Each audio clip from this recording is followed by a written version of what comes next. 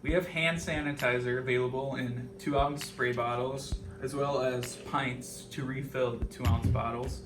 And for proper use, just spray directly into your hands 2 to 3 times and rub it in, being sure to cover the entirety of your hand as well as your fingernails and fingertips. And the spray bottle can also be used directly on objects and surfaces such as computer keyboards.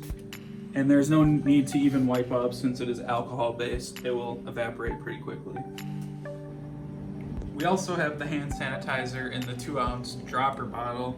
So for this, you could just do a couple of drops directly into your hand and then rub it in.